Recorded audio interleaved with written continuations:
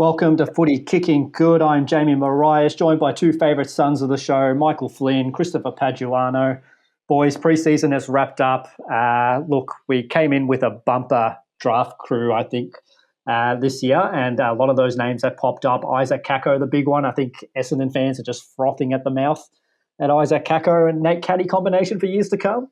You boys catch some of that action? Yeah. When was the last time you reckon that Essendon had like an absolutely dominant small forward? I don't know if they've. Oh, I can't remember, but I feel like the excitement was there when Tip and Woody was running around. That was the name that was probably the only one that stood out to me. Yeah, or even like an Owen Davey before him. But I think that they were different. They were different types of players. I think Kako has more of an ability to move up the ground potentially. He looks like he's probably a bit more of a rounded player. Who else do you boys like? Which is a big call at this point. So. Yeah, who else? Do you think there's almost a bit too much pressure on Kako heading in? Because I feel like he's almost being looked at as like the saviour, and I feel like one game, in the preseason in your first year, is it a bit too maybe overhyped a little bit? Yeah, definitely. But that's always the case. With the preseason games, we do read a lot into these, and some of these there have been guys in the past that have dominated a preseason game and then not actually cracked into the 22 for the rest of the year. So I don't think that's going to be the case with Kako, but I do think that he's definitely not going to kick 4 goals every single week, but it's pretty impressive against Geelong. Geelong's definitely a team that doesn't usually let guys get off the leash. So yeah, no, very good point. I also love the game of Sid Draper. I know he came in late, but he just looks like a ball magnet, a ball hunter. I feel like he's going to fill the shoes of Matty Crouch pretty quickly. Yeah, I was impressed with his speed bursting from stoppage. That was, I know the commentators referenced it a few times, but he just looks like he's got that genuine X factor. Like, and I think as well, we talk about these point of difference players in midfields. I don't really know outside of Rankin if Adelaide have another midfielder like that. So I honestly think he's done enough to play round one. What do you guys think? Yeah, I think so too, but I also think Matty Nix is the kind of coach that might actually hold him back a little bit, just because they've got such a great midfield stocks. I mean, Saligo had an absolute blinder of a game as well. He looked phenomenal. It's like, how do you fit him in, realistically? Like, who would you take out? I honestly think that he's a strong chance to be the sub, just because when you come on and because he didn't get that much game time at their game against the Lions the other night, but I think when you come on and you have an instant impact, the coaches start thinking, oh, this guy could be the perfect sub. So hopefully for his sake he's not, but I wouldn't be surprised. Yeah, no, I completely agree. He looks like he'd be perfect in that role, but at the same time, I think he'd just dominate, a normal game as it is. Look, a couple of other names, Finn O'Sullivan, Levi Ashcroft look phenomenal. Levi looks like, really a clone of his brother, just absolutely, down in the packs fighting for the ball. Finn O'Sullivan just absolute class with, his kicking and just everything about him. I think, it was a no-brainer for North. There's probably a reason there was about 5 guys in line for contention for pick 1. Anyone else stand out for you boys outside of the norm? I thought the young Gambriali. Sorry, Chris, you go. No, he's yours. You go right ahead. No, I thought I was going to steal your thunder. So what's his first name? It's not Ben. It's Lucas. Sorry, Lucas Cambriali. Who I was surprised. Like, I thought we spoke about this the other night, Jamie, but we thought that Ben would probably be the more likely to, get the first crack in the side. But yeah, obviously Lucas has just grabbed it with both hands. He looks really composed with the ball, and I think that he'll be definitely in contention for that round 1 spot against the Tigers. Yeah, it kind of reminds me like of the Whitlock boys in the draft as well, where Matt Whitlock was the one taken first, where he was the lower ranked, I guess, brother.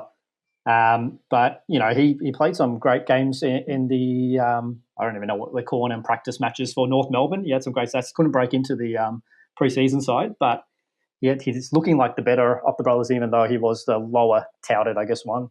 It's obviously not one of the important things about players that people like to judge, but Luke also looks like he's one of the guys that keeps he's got like mid height socks.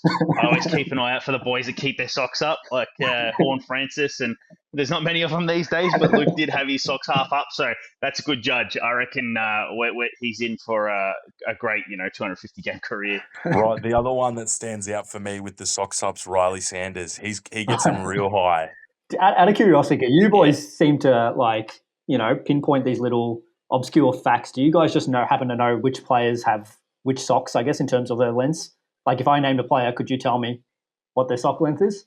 Probably. Most of them are down these days. I don't think Richmond has anyone with their socks up anymore. You think unfortunately. You think that's caused their form slump, if anything? Certainly. I think it's just like, it's actually hilariously enough, I think you'd probably find that the stat would probably go in reverse. I reckon that around the time that all of our socks were down, we started winning flags. But it's I do think that like Buddy Franklin was a socks up man. Yeah, big full forward. 1,000 goals. You can't really argue with facts. Just in terms of the the young draftees that have burst onto the scene in this preseason. The other one I wanted to quickly reference was Joe Berry for Port Adelaide. I thought your man. There was a reason as to why a lot of teams in the draft seem to be keen on him. We saw a bit of trading live on the draft night for Port to secure his services. But honestly, some of the things he did yesterday, he's just got class written all over him. Like he's kicking, like he's going to be the sort of guy that I reckon will play pretty much every game this year. Yeah, I agree. I think that's one of the reasons they, looked at him in the draft and were so keen to get him, because I think he just slots into a best 22. Like he's just got class. And we know that, that kind of the meta with the AFL at the moment is that small forwards and all the pressure and, athletic things they can kind of bring to forward lines. But let's move on to our, because look, we did our first episode a couple of weeks back now, and we all went through our controversial predictions and, who we think was going to win the flag, rising star. And I feel like with enough time in the last couple of weeks, like everything's kind of shifted, like the whole landscape, people have gone injured, teams are looking a lot worse than we thought they were, teams are looking a lot better than we thought they might be. So I was just wondering, boys, is there anything that you might have predicted that you want to kind of rehash, go back on? Flinny, I'm going to throw it to you first. No, I want to throw it to Chris. I want to know if he's if he's still going strong with his Ken Hinkley getting sacked prediction.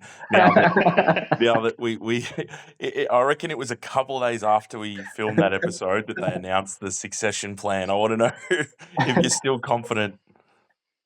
Look, I was. If I'd worded it slightly differently, I might have been able to claim it, but I did say sacked, so I'm waiting to see whether or not they have a really bad start and they bring Josh Carr in, in round 12. That's true. That's the only thing that's going to save me from here. No, it could still hold up, I guess, technically speaking, but you're not wrong. I mean, you did, to a degree, predict that he'd be out by season's end, and, he will be now. Do you think, for Port fans, do you think it's going to be a bit of a swan song with how he goes about the season? Like, are the players going to play a little bit? Is he going to have a fairy tale run to finish it off? Does he have the potential to have a fairy tale run to finish it off? I don't think it started too well for them with Butters getting injured. So, I think that they'll probably be pretty competitive. But I don't think that's definitely not a good start for them. And I think their forward line is going to be an interesting one, sort of how they get their goals, because they had a very weird forward line makeup this week. Yeah. One against the Saints. One I predicted was Jagger Smith for the rising star, so I don't think that's happening anymore. But we've already talked about a couple of young names in contention.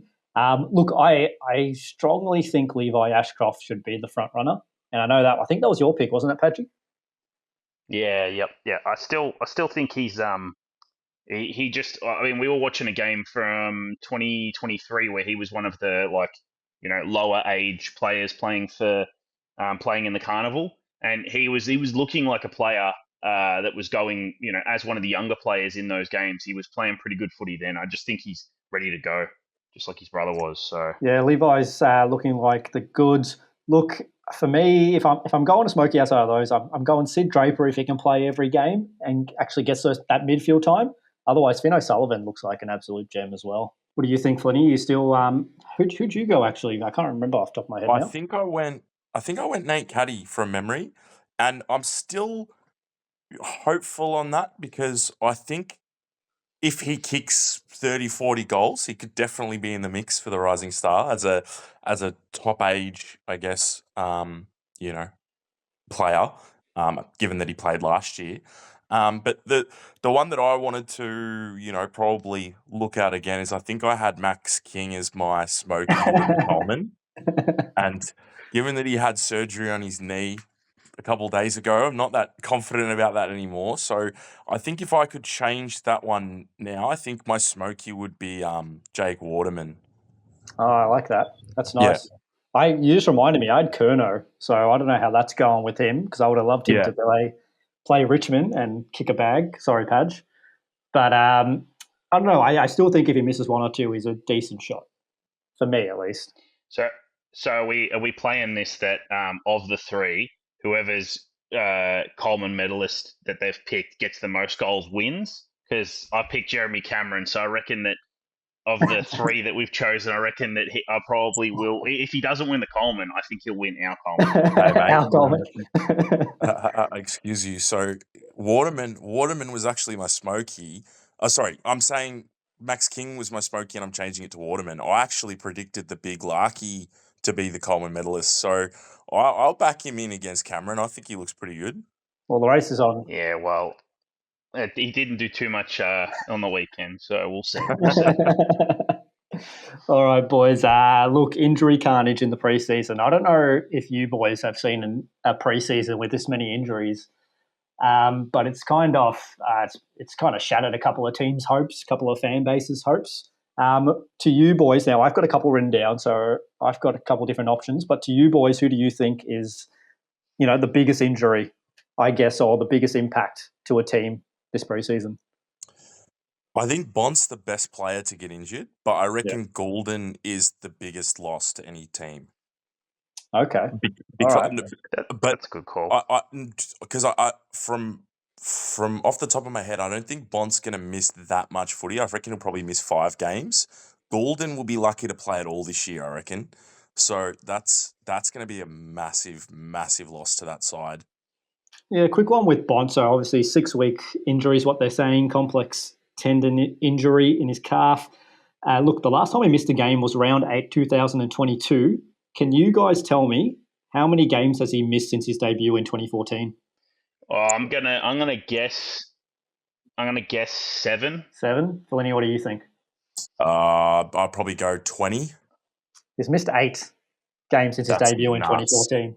Absolutely nuts. What I was gonna say about Bond, like Bulldogs fans would hate to hear stuff like this, but we had a bloke called Brett Deledio that played the fastest 150 games in history, and had only missed 4 games in his whole career up until he was in his late 20s, and his calf injuries were what basically did him in, and he only ended up getting to about 270 games.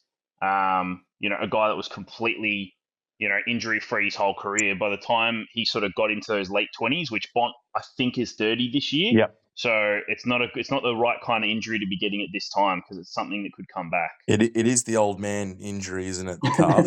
Definitely. You don't see young players getting calf injuries as often as the 30-year-olds. Pretty tough break for them. Look, in positive news for them, they look like they had a lot of depth, in the practice game against Hawthorn. I feel like it's paying a bit of dividends for Bevo, because he kind of copped a lot of criticism last year playing some of the younger kids over guys like Jack McRae and Caleb Daniel, when it seems like those guys like Riley Garcia, clearly, who else have they got on that back line? O'Donnell. All those guys seem like they've got a great amount of games in them now, and they all look like they can stand up and play at this level. I made a couple of notes. Other than Libbo was the one that is the usual suspect. He dominated and got his 10 tackles. But if you sort of look at all the other guys that dominated or played well for the Bulldogs in a pretty good win, the names like they've got Davidson, Freya or Fraser, I think they pronounce it, Harms, and then the guys that were kicking in the goals in the forward line. Obviously, there's a guy called McNeil. Darcy kicked 3. So these are all names that weren't there 2-3 years ago. So it's a very different group of guys that played good footy for them on the weekend. So, or I might not have even been on the weekend; it might have been during the week, but yeah, in the last week. So I think they'd be pretty happy with having a win with those players and having Bont out. At least they can show that they can play potentially some good footy without him in the short term. Um, Now I've been on Twitter, or X as it's called, a fair bit the last couple of days, and I've seen some North fans saying that if they can't beat this Bulldogs side round one, they'll probably just, they should fold the club up. I think it's, a bit over the top. But what do you guys think, in terms of that game? Do you think that North have a really good chance with all those injuries? Yeah, someone asked me that same question, like who I'd be tipping, and I reckon that might be the hardest game to tip in round one. I honestly don't know where I'm leaning. I think I got to lean North Melbourne without Bont. I think I have to. So I saw a thing on X, and it was someone stating, I think maybe only one of their top 5 players from their BNF last year are actually playing. So I think Bont, Treloar, Liam Jones, Ed Richards, I think all of them finished in the top 4 or 5 last year, and I don't know if any of them will be playing. So there's a bit of carnage happening down at the Bulldogs, as well as obviously Ugle-Hagan, is expected to probably not play the first little part of the season. So yeah, I think Ed Richards and Bailey Dale are two that are racing the clock for round one. So it'll be interesting to see if those guys get up. They'll be pretty important, I feel like, going up against North in the first round, because they look like a lot better of a side than they were last year. Yeah, I was going to mention as well. It was actually pretty shocking when you sort of do look at the statistics. It's pretty bizarre that North didn't win that game yesterday. It was really, it definitely was a game that they had all the control of the ball. They had all of the marks. They had most of the disposals. West Coast had very little in terms of disposal getters on the field, and they still managed to end up getting up by 2 points, which is pretty good. It's pretty good for West Coast, but yeah, sort of maybe North were being a little bit wasteful with the ball if they couldn't convert. So, well, one of the things that stood out to me yesterday is that North Melbourne's midfield, a lot of people have said in this preseason they probably are in the conversation for best midfield. They absolutely tore up West Coast mids yesterday, and given that the Bulldogs are looking pretty light on through there, obviously with injuries, and then Jack McRae and Bailey Smith are playing at different clubs this year, that's probably the area where they will get the Bulldogs. So if their forwards can have a day out, I reckon they're a really good chance. I think it also depends on. I mean, some people consider Ruckman a midfielder, but they've got the alpha ruck at the moment. Zeri went around and got 14 tackles. So North, yeah, if you counter Ruckman as being part of the midfield, he's a great start. Yeah, look, he's picked up where he left off last year. I feel like he's definitely going to be in that All-Australian conversation again. He might even have Gaunt covered, I feel like, if he can play every game. Yeah, I would agree with that. Well, moving on, boys. Over this preseason, look, a lot of things have happened.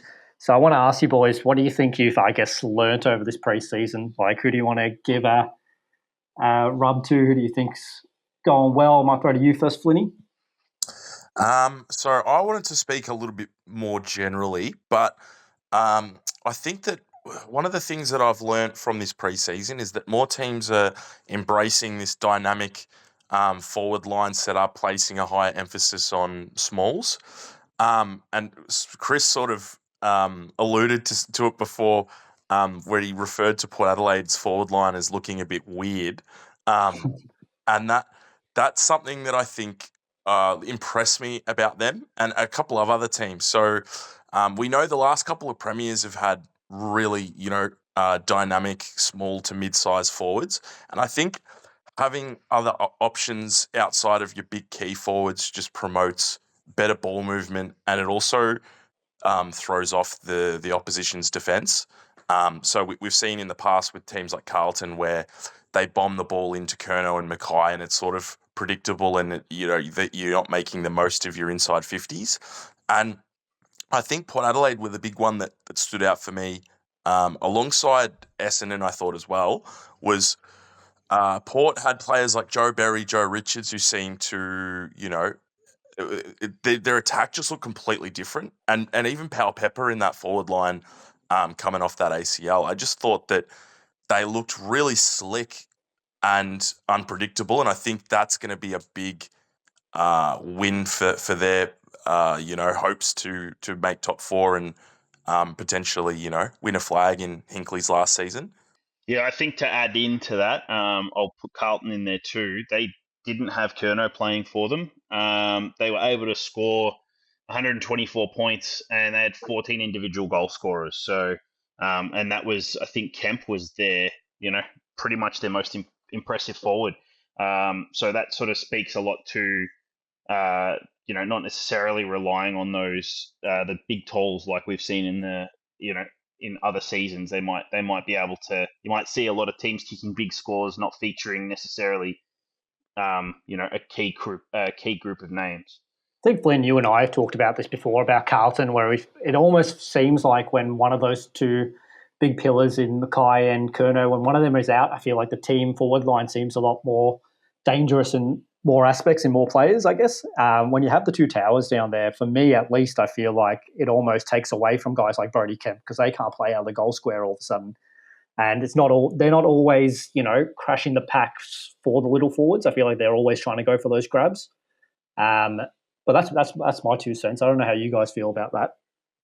Yeah, I was really impressed with Kemp, and I think if you go back to our Carlton episode, I think I had him as my player to have a breakout year, and I just think that he looks to have trimmed down a lot. He looks really slick for a big guy. I noticed he was playing on Sam Taylor, and he gave him the runaround a few times. So, look, it'll be interesting to see when Curnow comes back, whether that's round 1 or 2.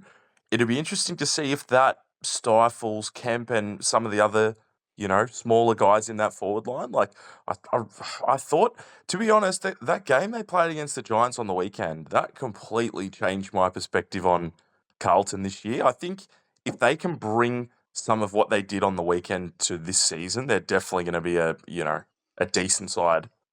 Especially seeing some of these teams travel as well on the road. Even if they go, like Carlton went up to, was it Manukau? I think they had that game at. Just to see them being able to travel and perform, it's also a good omen, I guess, for what their road record might look like this year. Yeah, I wanted to mention, I think I've chucked a few stats out there today, which is interesting. I've come prepared for once, but what I was going to mention was with GWS and the Carlton game. GWS had far more disposals. They had more inside 50s. They had 9 more frees, and they lost by 10 goals. So it's pretty rare that you see a team get absolutely dominated when they've had the ball. Like, they had most of the ball. If you look across, all of their midfield did really well. They just didn't have a functioning forward line other than what's his name? Party boy. Jesse Hogan. Party boy Jesse Hogan. Yeah, he kicked 3, but other than him, it was a very non-functional forward line. The other team I just wanted to quickly mention in terms of changing up their forward setup was obviously Essendon with Kako coming in. I would like to see, honestly, I think Peter Wright's been a decent servant for Essendon, but I think they look a lot better with just Caddy, Langford, and then a host of smalls and mids going through there. I reckon that's the play that they should be going with this year. They looked really, really good in their forward 50 the other night. Yeah, I like their midfield dynamic where they've obviously drafted a lot of mids and now they've got them running off through the half back line, half forward line. So it looks like a really interesting kind of game plan they're going with this year. So we'll see how it comes into fruition, I guess, during the year. The other thing I guess I kind of noticed was how it's very similar to last year where I feel like there's no ease. Like, I don't feel like there's many guaranteed games, in the fixture anymore. I feel like every team is pretty competitive. I feel like any team can knock you off on their day. And I feel like we're going to see that this year, another really close ladder, a lot of competing teams and a lot of people in the mix to play finals.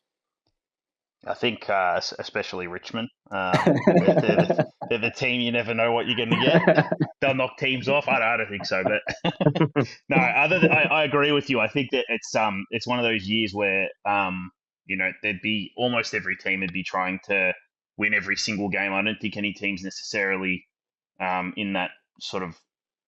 Don't think many teams have considered themselves in that rebuild phase yet. I think everyone's trying to get their flags in before Tassie join the league. So Yeah, that definitely makes sense. Just Sorry. quietly, I did predict Richmond to go through the season without winning a game.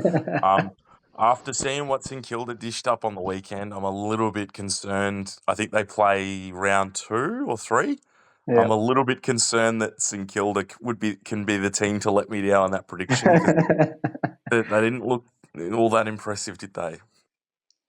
yeah, I think the Saints have maybe spent their whole preseason smashing mirrors and walking under ladders, because I don't understand how you can have as many injuries as they've already had, and then looks like Owens is potentially severely injured his AC joint in his shoulder. So they're going to be struggling to field the team in round 1 if they're not careful. So it's not a good start.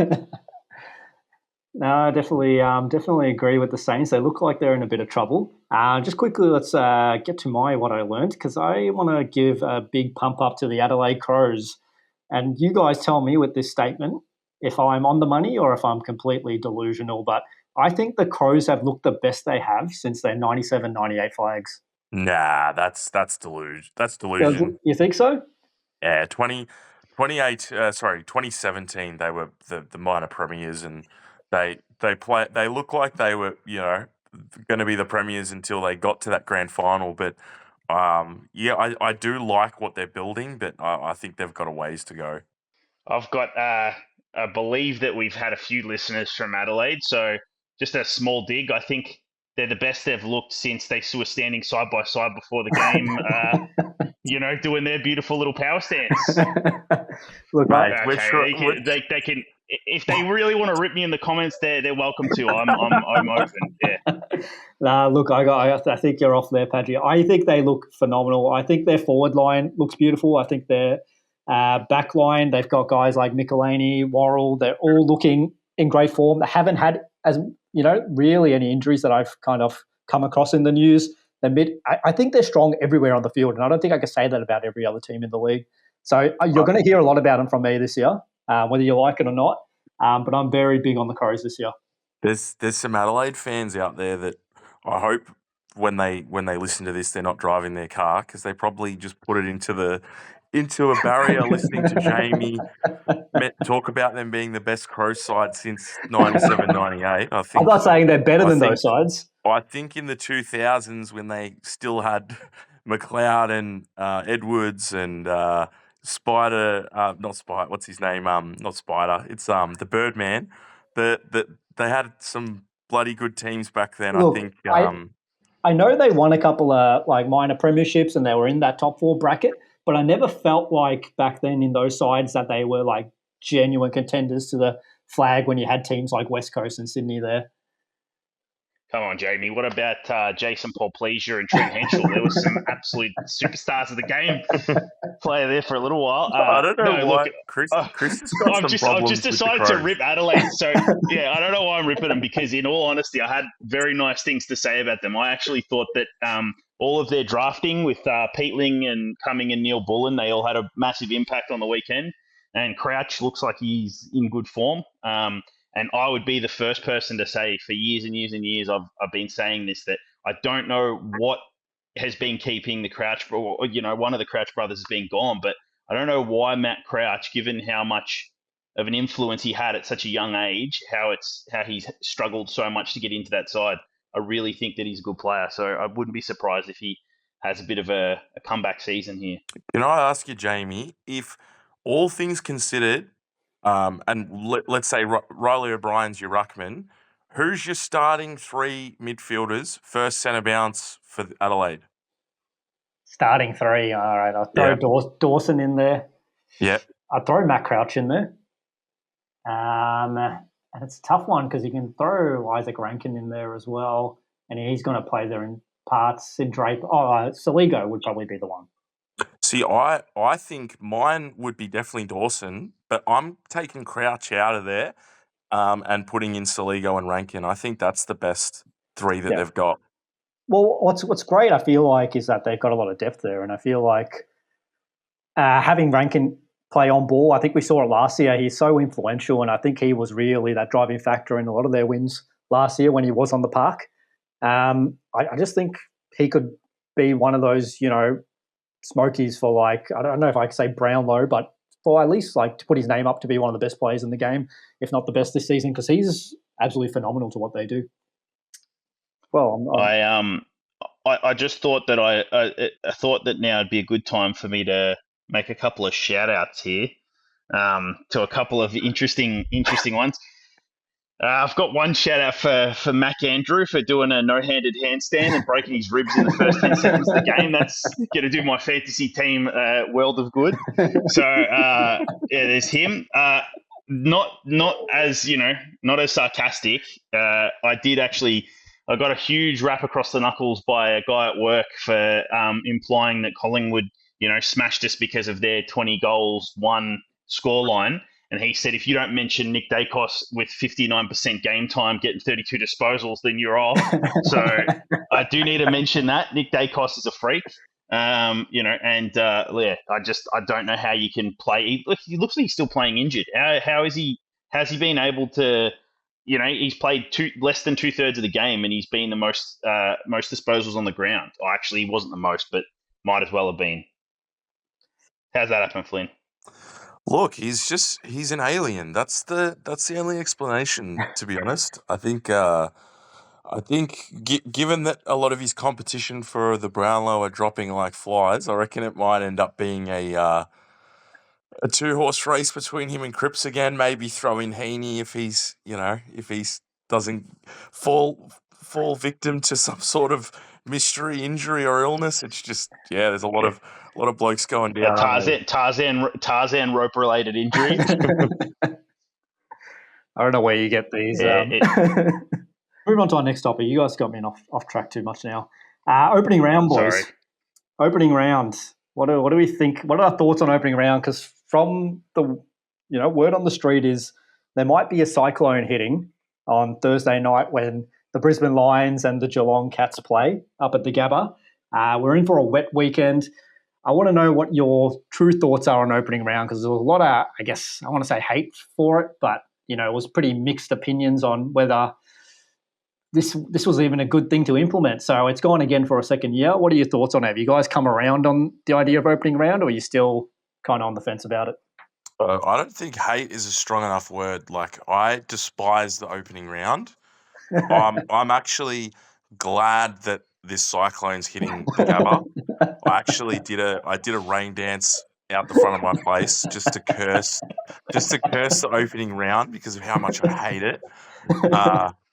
And no, I honestly, I'm not glad there's a cyclone hitting. I hope everyone's okay. But that was a joke. But I'm just not a big rap for it, to be honest. I'd prefer to see 9 games of footy to start the year. So, Chris, what do you reckon?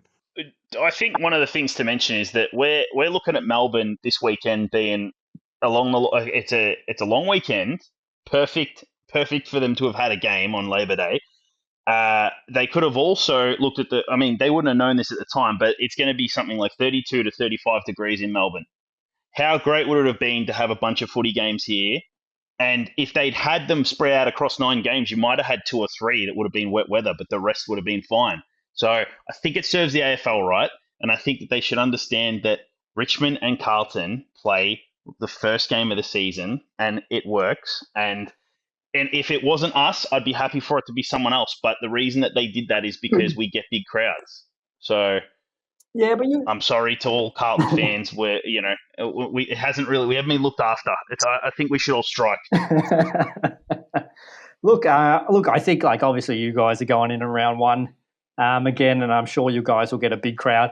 I mean, you can't necessarily blame the AFL for not knowing the weather ahead of schedule, but it is probably one of the risks they probably got to identify that could possibly happen, which looks like it's going to hit. And wet weather's not always the most attractive kind of footy to watch as well. So it's kind of like, if we get 4 games that are, teams are barely scoring 60 points, is there going to be, much excitement coming out of this week, I guess? Yeah, no. Yeah, well, I mean... Sorry, you go. All they can really expect is that, maybe a team breaks the tackling record. That's about all you're going to see. There'll be some beautiful games of 42 versus 51 as a total score. So it's not wet weather footy is especially when it's going to be sticky as well. It's not like it's just going to be a drizzle. It's going to be drenched. Quick one for you boys, because there's also a bit of, with all these injuries and everything like that, just a little side question for you boys. Do you like the way the preseason's kind of done nowadays? With really, we're only getting, I think, one proper practice game or proper match simulation before the season kicks off. I feel like the other ones, they're playing a half of football, if anything, most of the time. Do you guys like the format we have now? Do you think it's right that we're reducing the games to avoid injuries, or do you feel like we should go back to something like the preseason cup? Oh, I don't mind the preseason the way that it's set up, but I just don't like the fact that you've got teams playing a week before the season starts. Like Sydney playing on Friday and then playing their first game next Friday. It just feels like it's too crammed in. Like I know Dimmer Hardwick obviously brought it up in his post-match press conference that he was pretty dirty about the scheduling and whatnot. But I just I think the easiest fix is to just leave it as is and get rid of the opening round. But I mean, obviously the AFL have other plans, don't they? Yeah, you almost feel like you almost should have that. Everybody gets a week off before the actual season starts, to just manage some of those injuries and niggles. Padgy? I don't know about you guys, but I felt like one of the things that was probably the beauty of having sort of a drawn out, preseason competition was that you didn't take as much notice of the practice matches because you were going to get a bit of football before the season actually started. Now we've put so much emphasis on these, like not even official practice matches, and so it ends up being that some of the stars of the game are having to play in the one practice game they get. And so I think that's got something to do with all of these injuries that they're having, is that they're not getting three chances, because it used to be like, Richmond I'd be quite happy sometimes if we won one of three. If we were a team that wasn't looking that good, or we were, had a lot of kids, if we won one, I would sort of go, oh well, there's some wins in that, there's something to take out of that. But now everything is focused on one match, so the teams actually are playing relatively competitively. There were punch-ons in one of the games the other night. Like I don't remember seeing that in preseason games very often. But the guys are taking it extremely seriously because they got one chance to show before the season starts, and then most of them are having a week off, so they won't get to play until the round one. So it's sort of I think there's too much emphasis put on these official practice matches. Oh, well said, Padgy. Look, let's move on to our the opening round matchups, and let's kind of go through these. And I want a tip from you boys at the end before we wrap this up. So let's look at Brisbane versus Geelong. We've obviously talked about the cyclone warning, whether that goes ahead, whether they change the times, the days. We don't know yet. But who do you guys backing here? Obviously, possibly might be a wet weather game, and I know personally how good Geelong is in that environment, but also Brisbane, looked really great in their preseason game. They look like they treated it like a real game heading into that match with Adelaide from the first bounce. They looked in good form, and I got so many messages saying these guys are basically, should be favourites to win it. But what do you guys think? I think it'll be a very close game. I think that Brisbane would be putting all efforts that they possibly can into winning this game. I think it's not good for them that Starcevic has got a concussion. That's going to be a loss for them, especially because of the talls that Geelong will be playing in that match. I think even their talls or mid talls. So I think that they'd be going into this game seeing this as a really important one. Obviously, you got to start the season strong. So I mean, my tip for that will be Brisbane, just because of Geelong can almost afford to lose a couple of games because they don't lose at home. So this is for the same reasons. I think Brisbane will be putting everything they can to win this game. I'd originally tipped Brisbane, but the weather's swaying me a little bit. Obviously, we know Geelong's caliber in wet weather situations, and I do recall, I don't know if it was last year or the year before, Geelong went up and beat Brisbane at the Gabba in a really low-scoring slug or slog, sorry, that was in the wet and the I wouldn't be surprised. And we did see Carlton go up there and knock them off in the opening round last year. Well, I think I'm going to go Geelong. Okay. Yeah, look, the weather's probably really messing with me in terms of what my tip should be. But I'm going to still go Brisbane. I just think that it might be more than just wet weather. I mean, I know the winds are going to be pretty high as well. It might just be one of those really uncomfortable games, and I feel like maybe I'm just going to back the home team in that regard. So for me, it's Brisbane. So 2-1. Sorry, Flinny. I don't think I'm that hurt by you guys tipping against me. Don't worry. You should be. All right, Sydney versus the Hawks, guys. I might throw it to you boys first before I give my analysis. So maybe Flinny, what do you think about Sydney versus the Hawks? I think that Sydney will belt the Hawks. With no Gordon? Forgot about that. No, no, honestly, not belt them, but I'm pretty confident in the Swans. I think Sydney have a really good record against Hawks. They've beaten up on them the last couple times they've played, and I don't know if that ground really suits Hawthorn's setup. But yeah, I still think Sydney will get it done. Badge, what do you think? I'll be tipping Hawthorn. I don't think that McCartan will be kicking 4 goals against Sicily. That's one of my tips. And I think that Hawthorn probably didn't have everything go their way in the practice match. But I think that, they're going to be hard to stop with their forward line. They've been a decent side when it comes to wet weather, the Hawks. Not to take anything away from the Swans. Obviously, no Gordon. Fun fact about this game, obviously, on Friday night, my sister happened to organise her wedding date to be that night. So I won't be able to sit home and watch that game. And the last time I went to a wedding and the Hawks were playing, we lost. So on that basis, I'm tipping the Swans because I think they're just going to be too good. Are you saying that you're not a true fan, Jamie? No, all right. We have a bloke in my tipping competition who says that you have to tip your team every week. Where do you guys sit with this philosophy? I think the opposite. I'm an absolute pessimist. I end up tipping against Collingwood because I like to hedge my bets. I think tipping's tipping, and I think that if you definitely got to tip the team that's going to win. I'm more taking a stab at you that you won't be even watching the game. That's just, you should have told her to move the wedding for sure. I was going to say, Chris, if your sister decided to get married on like the Carlton Richmond opening game, she'd be thrown out of the family. She'd definitely not be having anyone on her side of the aisle, that's for sure. Just quickly though, just to throw you guys into my situation, your sisters have a wedding on the day of opening round, the first game of the year. Do you attend the wedding or do you attend the game?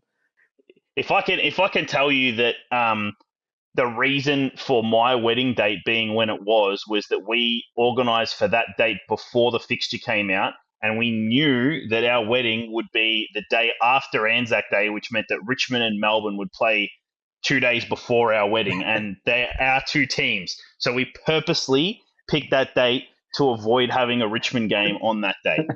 Chris, you're making it sound like me and you got married. Jamie posted to both of us. You're like, yeah, we made sure our wedding, like, what?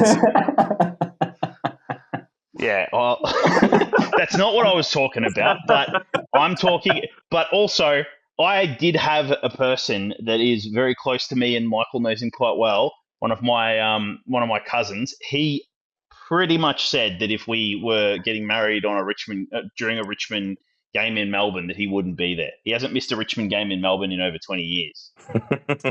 Look, loyalty dies hard, I guess, when it comes to weddings and footy. Richmond has real fans. That's all there is.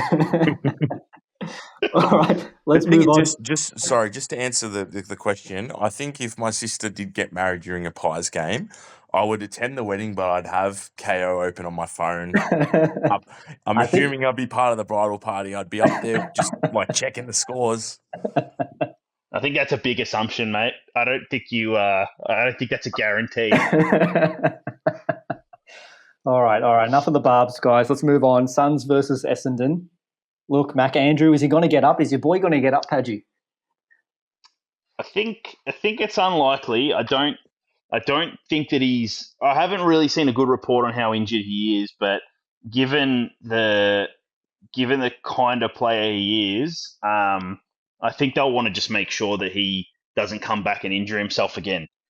Especially because of the type of injury it was. Like you don't want him to get crunched again, and end up like delaying the start of his season. So they'll probably just give him a break and have him, because they've got their bye in round 2. So maybe he'll be looking to come back after the bye if it's an injury that's any sort of serious, any sort of serious injury.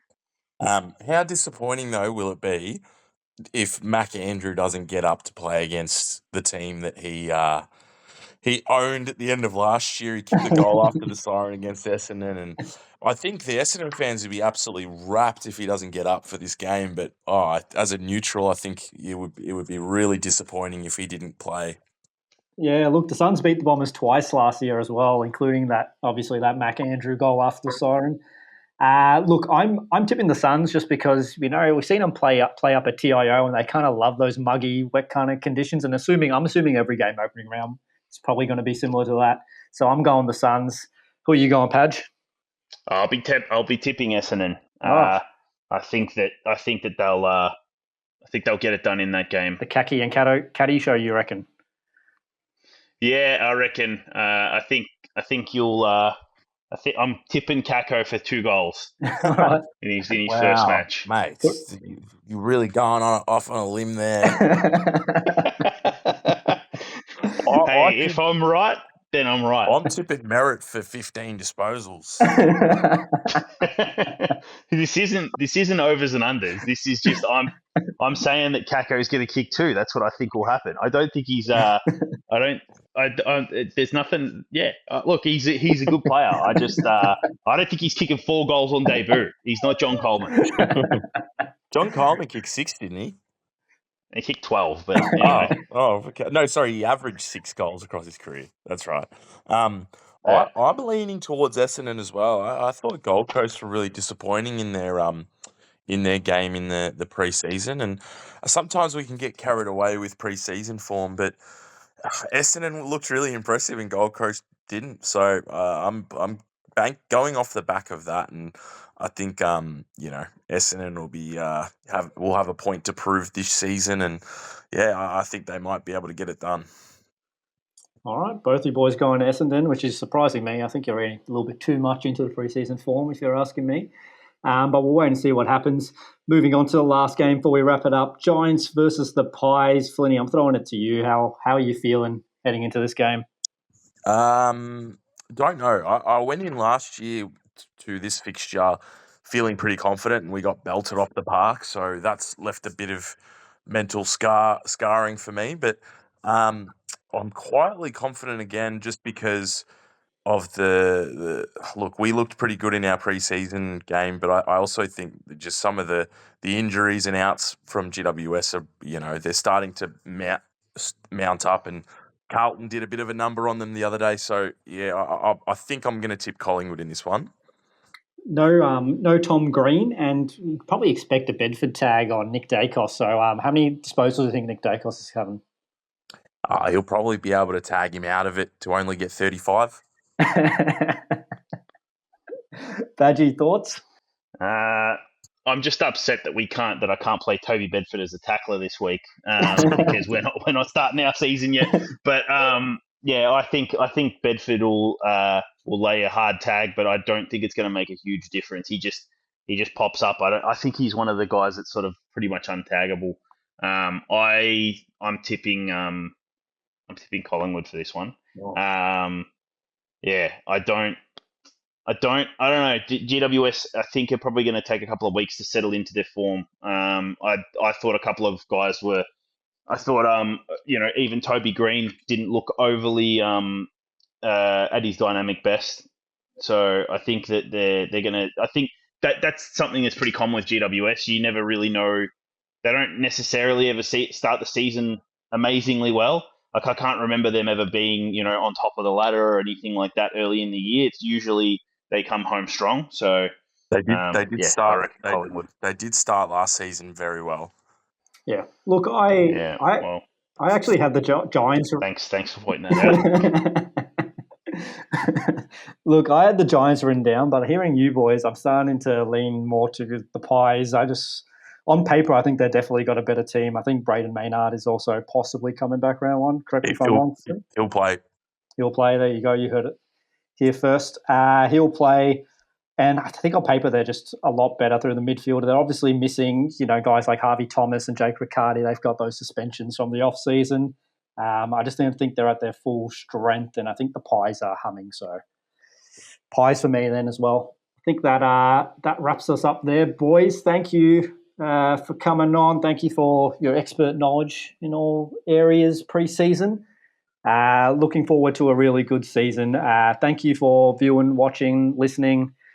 If you have, sitting through us three, talk our heads off for a bit. And yeah, any final words, boys? No, we'll be back with a video next week for breaking down the opening round. So please look out for that one. And we're doing that one straight after the Collingwood Giants game. So I don't know what mood you're going to be in if your boys go down.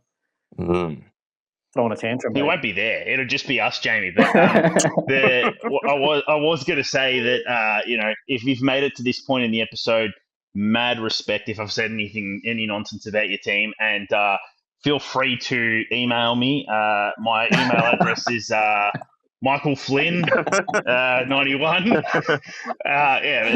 go right ahead. Say whatever you want in any of the comment sections. I probably won't respond. All right, that's us signing off. Thank you again, boys, for coming on. Good luck to your teams if they're playing on the weekend, and we'll catch you next time.